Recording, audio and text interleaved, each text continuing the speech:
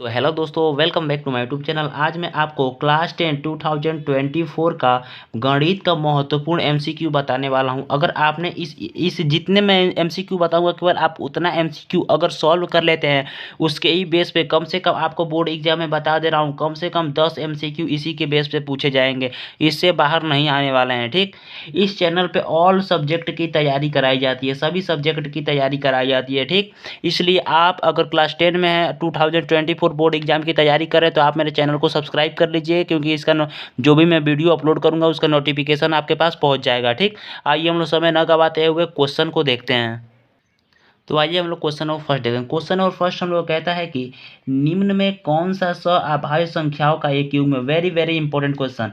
निम्न में कौन सा अभाज्य संख्याओं का युग्म है। सबसे पहले इन युग्मों को लेंगे और हम लोग एचसीएफ अगर एक आ गया, अभाज्य संख्या किसे कहते हैं, अभाज्य। ठीक है, यानी अभाज्य संख्या किसे कहते हैं। वेरी वेरी इंपॉर्टेंट क्वेश्चन है, वेरी वेरी इंपॉर्टेंट क्वेश्चन। जिसका एचसीएफ एक का है उसे अभाज्य संख्या कहते हैं। सबसे पहले देखिए एचसीएफ एक आना चाहिए। सबसे पहले हम लोग 18 और 25 को लेते हैं। 18 और 25, तो 18 और 25 लेंगे तो कितना आ जाएगा। 18 का मैं 25 में से 18 गया, कितना बचेगा 7। ये 18, ये कितना बचेगा 7 दूना 14, ये कितना बचेगा 4। ऊपर से जब 7 लेंगे तो बचेगा 1, और 7 में से 4 जाएगा 3, और ऊपर से आएगा कितना 4। ठीक, तो उसके बाद लेंगे जब 3 से इसको डिवाइड करेंगे तो एक बार में चला जाएगा 3, 4 में से 3 का 1, और कितना आ जाएगा 3। ठीक, तो ये कितना बार में कट जाएगा 3, 3 से 3 कैंसल,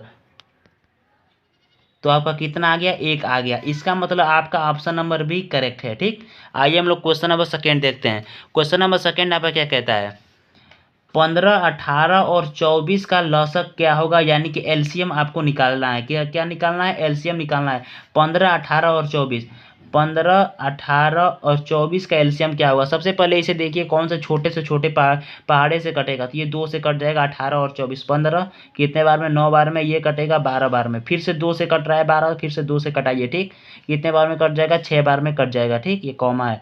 ये फिर 2 से कट रहा है तो फिर 2 से कटाइए 9, ये 3 बार में कट जाएगा। अब कितने से कटेगा, अब 3 से कटेगा।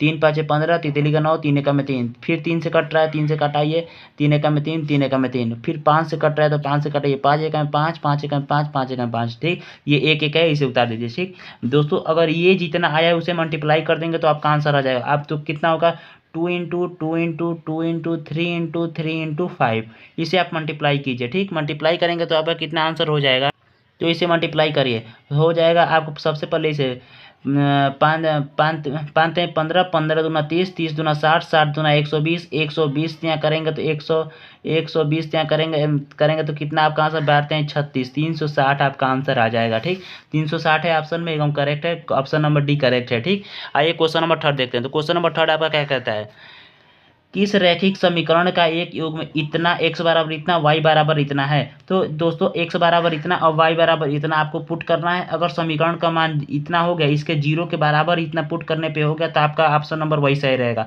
सबसे पहले आइए हम लोग पहले को रख के देखते हैं। 2x plus 3y minus 30, 2x plus 3y minus 13 equal to 0। ठीक, x का मान कितना है 2, y का मान 3। x का मान है 2 प्लस y का मान है कितना 3, minus 13 equal to 0।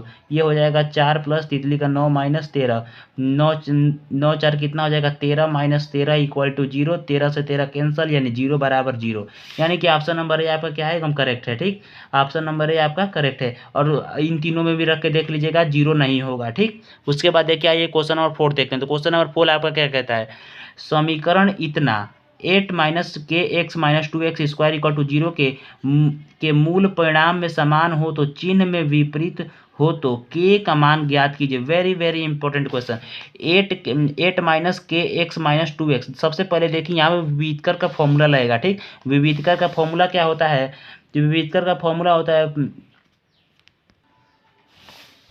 B square minus 4ac, b square minus 4ac। ठीक, सबसे पहले देखिए बी क्या है, तो आपको बी कितना दिया गया, यानी कि देखिए समीकरण में बी, ये ए का मान है, ये पूरा बी का मान है, और ये सी का मान है। तो बी कितना दिया गया है, माइनस के दिया गया है। ठीक, माइनस के, तो माइनस के का स्क्वायर माइनस, ये 4 है तो 4 रख दीजिए, और आपका ए कितना दिया है, तो आपका ए दिया है, देखिए सबसे पहले देखिए ए कितना दिया है, 8 दिया है, ठीक। तो यहाँ पे इंटू 8 कर लीजिए, और सी कितना दिया है, सी आपका दिया है -2, तो यह -2 हो जाएगा, ठीक।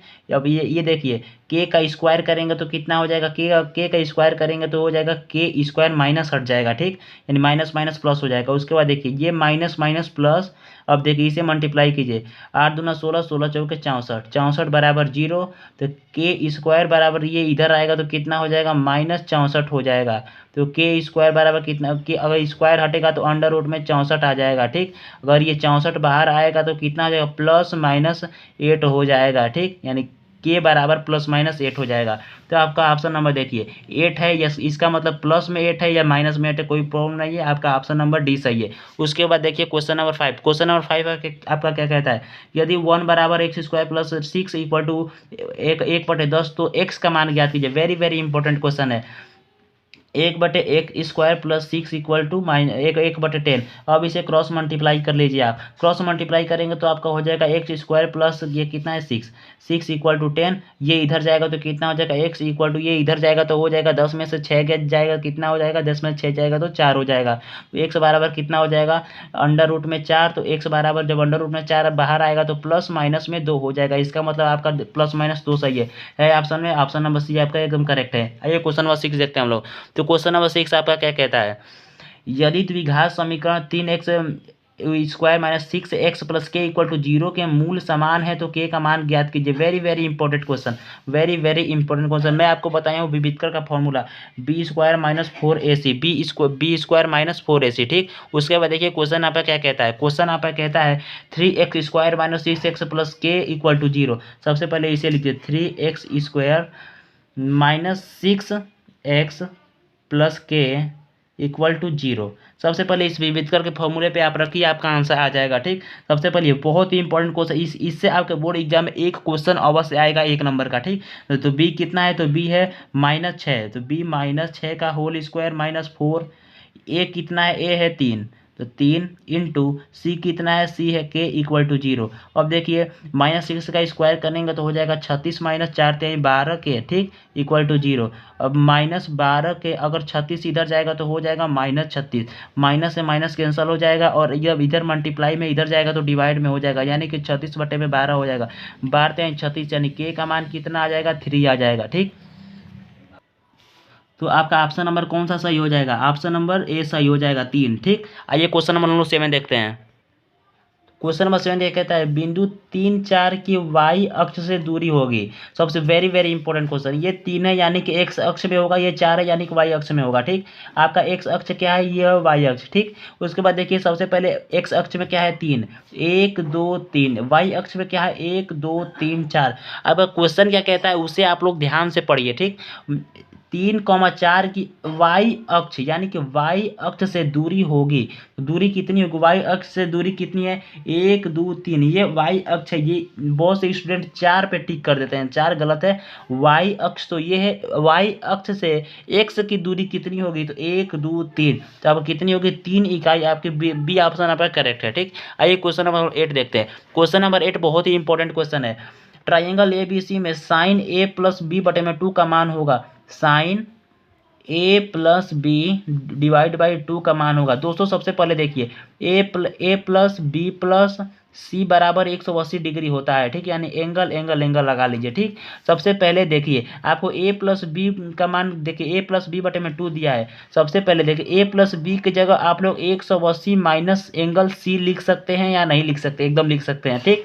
यानी कि a + b यानी कि जब एंगल c को इधर करेंगे तो कितना हो जाएगा, आपका 180 माइनस c हो जाएगा, ठीक। इसे आप लिख दीजिए कितना, 180 डिग्री माइनस एंगल c, यानी केवल c लिखिए, ठीक, /2 साइन इतना, ठीक। उसके बाद देखिए साइन, अब इसे आप लोग क्या लिख सकते हैं, इसे आप अगर इसे डिवाइड में भेजेंगे यानी कि 180/2 हो जाएगा और c/2 हो जाएगा। कोई प्रॉब्लम नहीं है, एकदम हो सकता है।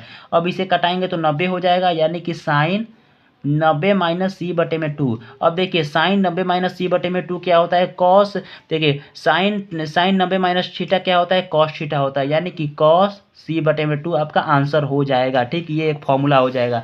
आपका ऑप्शन नंबर कौन सा सही हो जाएगा, ऑप्शन नंबर आपका ए सही हो जाएगा, कॉस सी बटे में 2। क्वेश्चन नंबर 9 देखिए, जो क्वेश्चन नंबर 9 क्या कहता है, यदि टेन ए बराबर 4/3 तो कॉस ए का मान ज्ञात कीजिए। टेन ए बराबर 4/3 हो, टेन ए क्या होता है, LAL के यानी लाल बटे का, तो टेन ए होता है लंब बटे आधार, तो ये हो जाएगा लंब, ये हो जाएगा आधार। तो आपको कर्ण जब फाइंड करना होगा, तो क्या करेंगे, लंब का स्क्वायर प्लस आधार का स्क्वायर कर देंगे, यानी कि 4 का स्क्वायर कितना हो जाएगा 16, 3 का स्क्वायर हो जाएगा 9, यानी कर्ण का स्क्वायर बराबर ये कितना हो जाएगा 25। जब इधर ये स्क्वायर हटेगा तो अंडर रूट में हो जाएगा, और कर्ण बराबर हो जाएगा 5। ठीक, यानी कर्ण बराबर हो जाएगा 5। आपका पूछ रहा है कॉस ए बराबर कितना हुआ, तो कॉस ए कितना होता है, LA यानी कि आधार बटे कर्ण, आधार कितना है, आधार आपका 3 है, आधार बटे कर्ण कितना है 5 है, यानी कि 3/5 आपका सही आंसर हो जाएगा, 3/5 is correct answer. Option number C आपका सही है।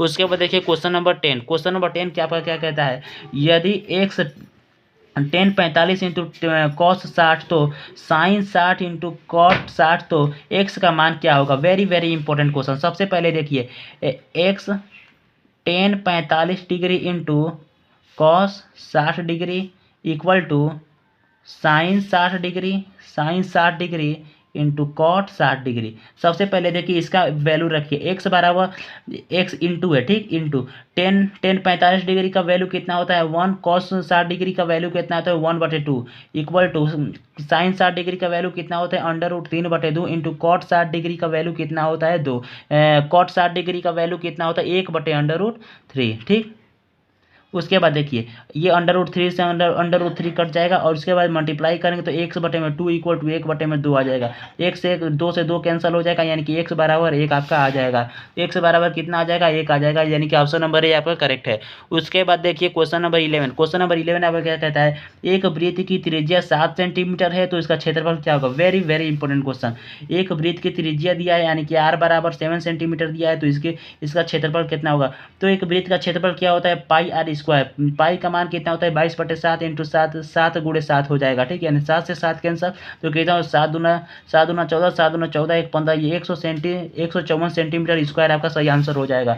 आपका ऑप्शन नंबर कौन सा सही हो जाएगा, ऑप्शन नंबर ए आपका सही हो जाएगा। क्वेश्चन नंबर 12 देखिए, क्वेश्चन नंबर 12 बहुत ही इंपॉर्टेंट क्वेश्चन है।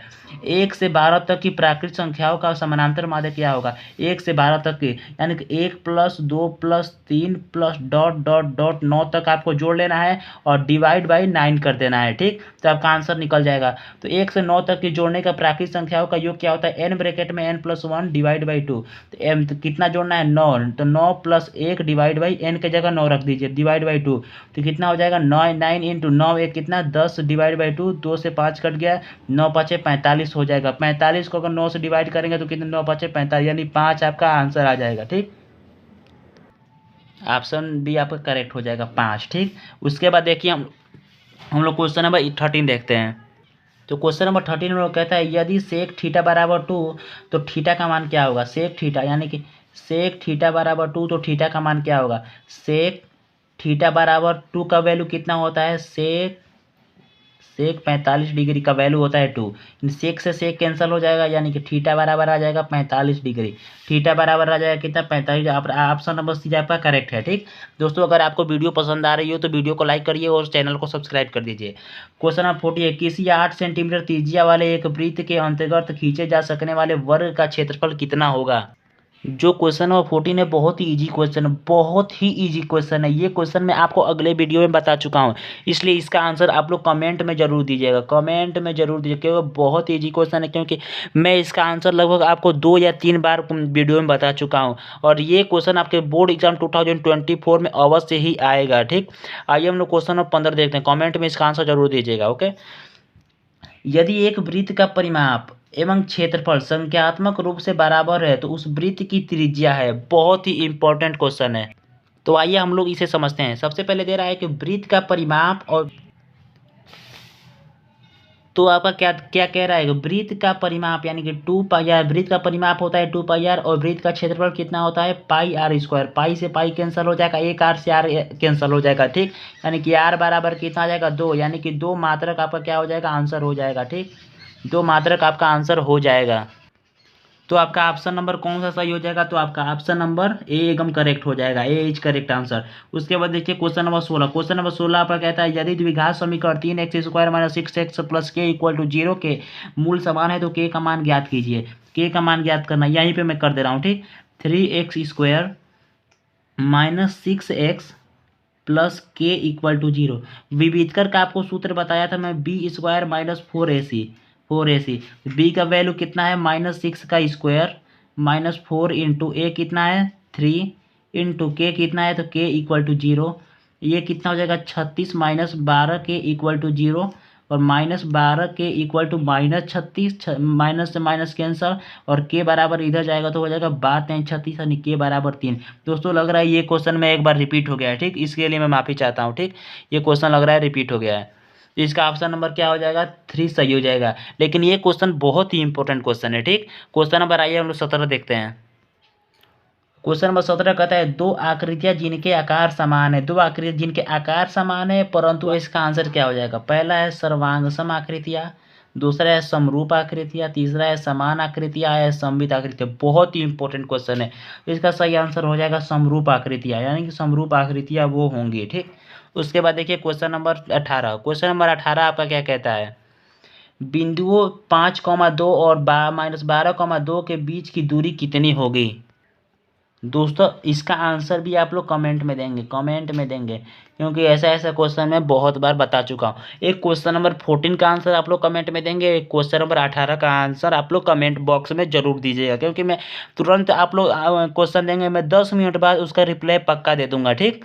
उसके बाद देखिए क्वेश्चन नंबर 19। क्वेश्चन नंबर 19 क्या कहता है, उस त्रिभुज का केंद्रक निम्न में से है जिसके शीर्ष इतने इतने और इतने हैं तो क्या होगा, ठीक। उस त्रिभुज के केंद्रक ज्ञात करना है। तो क्या मैंने केंद्रक दिया है और उसका शीर्ष भी दिया है, तो इसमें से आपको क्या बताना है। दोस्तों आपको दिया है एक त्रिभुज दिया है, एक इसका शीर्ष दिया, इसका शीर्ष दिया, इसका शीर्ष दिया, आपको केंद्रक बताना है, ठीक। केंद्रक नहीं दिया, केंद्रक आपको बताना है। तो आप लोग केंद्रक बहुत ईजी क्वेश्चन है, बहुत ईजी क्वेश्चन। तो आपका ये फॉर्मूला क्या हो जाएगा, x = x1 + x2 + x3 / 3 हो जाएगा, ठीक। तो आपको क्या दिया है x1 दिया है, x2 और x3। सबसे पहले 7 + 5 + उसके बाद -3 हो जाएगा, -3/3। तब कितना हो जाएगा 7 × 5 = 12 ±-3, ठीक, /3। उसके बाद कितना हो जाएगा आपका, ये हो जाएगा 13 में से 3 जाएगा कितना। सबसे पहले देखिए ये 7 × 5 = 12 हो जाएगा, ठीक। यानी कि 12 में से 3 के जाएगा कितना बचेगा 9 बचेगा, 9/3। ये कितना हार में कट जाएगा 3 3 का 9 यानी 3 बार में कट जाएगा। यानी कि आपका ऑप्शन कितना आना चाहिए, ए का मान आना चाहिए 0, यानी एक्स का मान आना चाहिए 0। यानी कि एक्स का मान आ गया 0। ऑप्शन नंबर ये भी कट गया, ये क्योंकि 2 है, ये 5 है, ये भी कट गया, ये कट गया, ठीक। इसका मतलब आपका ऑप्शन नंबर 1 करेक्ट हो जाएगा। उसके बाद आप लोग वाई का मान निकालिए। वाई का मान कितना हो जाएगा 5, 7 और 3। 5 + 7 + 3 / 3, 7 × 5 = 12, 13 × 14 15/3। उसके बाद कितने बार में कट जाएगा 5 बार में कट जाएगा, यानी कि ऑप्शन नंबर 1 करेक्ट है। 3 और 5 आपका आ गया, ठीक। उसके बाद देखिए question number 20, very very important question. मैं आपसे नहीं कह सकता कि ये क्वेश्चन कितना इंपॉर्टेंट, बहुत ही क्वेश्चन इंपॉर्टेंट है। यदि 2 cos 3 थीटा = 1 तो थीटा का मान क्या होगा। तो आइए हम लोग इसे कॉपी में समझते हैं।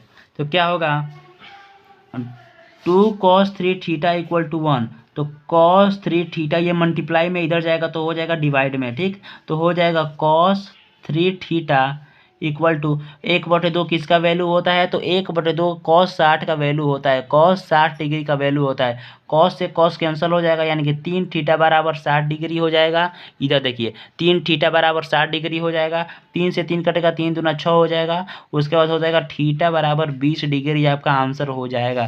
तो थीटा बराबर कितना आ रहा है 20 डिग्री आपका आ रहा है, ठीक। तो दोस्तों अगर आपको वीडियो पसंद आई हो तो वीडियो को लाइक कर दीजिए, दोस्तों के साथ शेयर कर दीजिए और इस चैनल को सब्सक्राइब जरूर करिए, क्योंकि जो भी मैं वीडियो अपलोड करूँगा उसका नोटिफिकेशन आपके पास पहुँच जाएगा। Thank you.